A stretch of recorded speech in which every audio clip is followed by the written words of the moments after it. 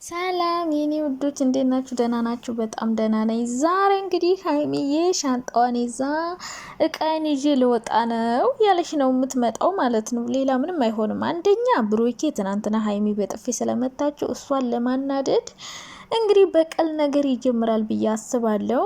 ሀይሚን ለመበቀል ወይ ለማናደድ እንግዲህ ካላመንሽኝ አንቺ ስለማታምኝ ነው ብሎ ብሩኬ አንዳንድ ነገሮችን ለማስተካከል ሲል ነገሮችን ያበላሻልና ሀይሚ ታውቃላችሁ፣ ባለፈው የሆነ ቀን ተጣልተው ብቻዋን ነበረ የሄደችው። ለፍፄ ነግረው ነበር፣ እሱ ነገሩና አብረው መጡና ዛሬ እኔ ሲመስለኝ ብቻዋን ሄዳ ነው የምታመጣው የሚመስለኝ። ልብሷን ላመጣ ነው ምናምን ብላ ወይ ሌላ ቤት ተከራይታ ምናምን ነው የሚሆን ቪዲዮ። ሌላ ደግሞ ብሩኬ እዩን ይዞ ሊሄድ ምናምን ወይ ይዣ ትሄዳለሁ ምናምን እያለ ነው።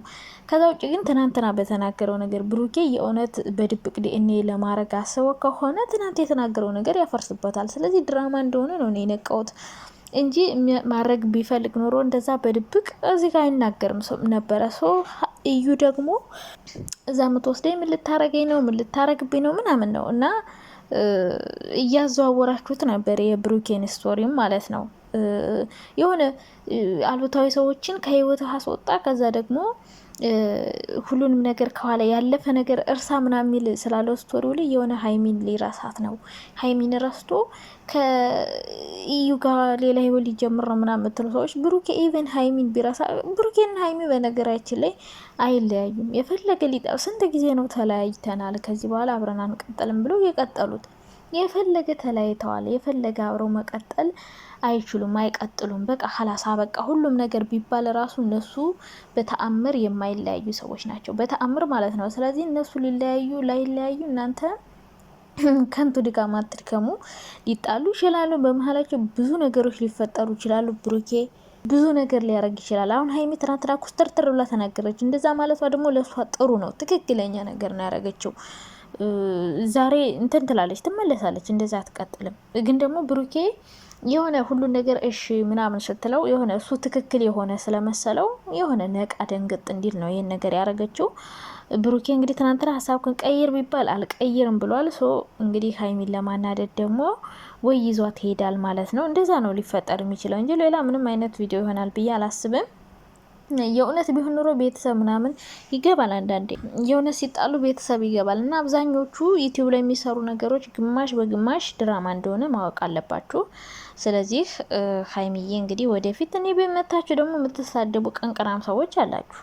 ምንም መሳደብ ምናምን አያስፈልግም። ነግሬያችኋለሁ። እኔ ብሩኬን ሞዶ ሀይሚን ሲያከብራት ሲያስከብራት ነው እንጂ ብሩኬ ሀይሚን እያሰድባት እያራክሳ ምናምን ዝም አልልም። ሲቀጥል ደግሞ የሚሆነውን ነገር ነው የምነግራችሁ እኮ። አሁን ዛሬ አወራዋን ማታ ያ ቪዲዮ ነው የሚሰሩላችሁ። አይዲያ እንስጣቸው እንጂ ጋይስ፣ ባይሆን ቀለል ቀለል ያለ አይዲያ እንስጣቸው። ድሮም እኮ አይዲያ እየጠፋ እኮ ነው። ይሄ እኮ ችግር የሆነ አሁን እኮ ምንም ትውልድ የማያስተምር ዝሙታዊ የሆነ ስራ የሚሰሩት ለምን ይመስላችኋል? አይዲያ ስለሚጠፋ ነው። በቃ ዩቲዩብ ነው የገቢ ምንጫቸው መተዳደሪያቸው። ስለዚህ እንደውም እኛ ጥሩ ጥሩ አይዲያ ብንሰጣቸው እንደ ሀሳብ ጥሩ ነው። አንደኛ እነሱ ጥቅም ያገኛሉ፣ ሁለተኛ ለእኛም ጥቅም ነው። ምን ሆናችሁ ነው? እንዲ አንዳንድ ሰዎች ታስቁኛላችሁ፣ ግን ስለ እናንተ እኔ ማውራት አልፈልግም። አሮጊቶቹ ደግሞ አትናደዱ። እኔ ቤት መጣችሁ አንቺ ራስሽ አሮጊት ምናምን የምትሉኝ ሰዎች እኔ ግን አንቦቀቅላ ነኝ ጋይስ፣ አንቦቀቅላ ነኝ። ጡጦ ራሱ ፈልጋለሁ። ጡጦ ብሰጡኝ ራሱ እጠባለሁ። ጡጦ ብሰጡኝ እጠባለሁ። እና ዛሬ በጉጉት እንጠብቃለን። እዩ አልሄድም ነው የምትለው። አልሄድም ብሩኬ ነይኒች፣ እሷ ደግሞ አልሄድም። እውነቴን አውጣልኝ ቢላት አታወጣለትም እዩ ማለት ነው። እና እንደው እውነትን ለማውጣት ብሩኬ የምር ልጅ አቅፈህ ምናምን የኔ ነው ብለህ ምናምን መምጣት የለብህም። በድብቅ ማድረግም የለብህም። የእውነት ያንተ ካልሆነ ራስን ታውቀዋለህ። እውነቱን መጋፈጥ ነው፣ በትክክለኛው መንገድ መሄድ ነው። ሲቀጥል እኔ እዩ ይህን ያክል አቅም ኑሯት ታስቀይራለች ብዬ አላስብም። ወይ ደግሞ ዝም ብላችሁ ነው ዲኤንኤ ያላረጋችሁም። ዲኤንኤ ሳታረጉ ነው እኛ አደረግን የምትሉን። እና እኛ ብዙ እናስባለን፣ ብዙ እንናገራለን፣ እንጨልላለን ምናምን። እነሱ ግን ስራቸውን ቢዝነሳቸውን እያጧጧፉ ነው ማለት ነው። ቢዝነሳቸውን እየሰሩ ነው እየሰሩ። እኛም ደግሞ በሚሰሩት ነገር ላይ አስተያየት መስጠታችን አይቀርም። እና ትናንትና ሀይሚ ውሳኔ በጣም ትክክል ነው። ሁሉ ኮሜንት ላይ ራሱ ሀይሚዬ ጀግና፣ ሀይሚዬ ጎበዝ ምናምን እያላቸዋል ነበር። እንደዚህ ራስን አንዳንዴ ማስከበር ነው። ፍፄ ደግሞ አለቅላቂ ከጎኑ ሁንሽ ብትረጁ ጥሩ ነው ምናምን ይላል። እንዴ ምን ሆነ ነው ሰውዬ? እና አብረው እንድትሆን ፈልጌ ነው። አሁን ደግሞ ሀሰን ወደ ሀይሚ፣ ፍፄ ወደ ብሩክ ነው ሆነውን እየሰሩ ያሉት። እና እሷን ተረጁ ከማለት ይልቅ ፍጹም ደግሞ ብሩኬን ነገሮችን አስተካክል፣ እንደዚህ አታርግ ብለህ ምከረው። ገባህ አይደለ? ከዚህ በላይማ ሀይሚ አብራው መሆን አለባት ብዬ አላስብም። ምን ሆነሃል? እሺ ሀይሚ ዛጋ ነገሮች እውነት እስከሚወጡ ከእዩ ጋር አንድ ቤት ይኖሩ ቢባል እስከ እውነቱ ሳይወጣ ሀይሚ የሆነ ነገር ብትሆንስ? የሆነ ነገር ብታረግስ? እንዲህ ምን ሆናችኋል? የሆነ ነገር ብታረግስ? በተለይ ሀይሚ ምንም አይነት እርግዝና ሳይኖርሽ ከሆነ እርጉዝ ነኝ በይ ተብለሽ ለቪዲዮ እርጉዝ ነኝ ያልሽው በጣም ይሄ ክብርን የሚነካ የሚያወርድ ነገር ነው የሰራችሁት። እሺ ምን ብላችሁ ልዘጉት ነው? እሺ ድራማውን ቆይ አንቺ እርጉዝ ነኝ ብለሽ መጣሽ። ሀይሚ እርጉዝ ሳትሆኝ መጨረሻ ላይ ፍራንክ ነው ልትሉን ነው?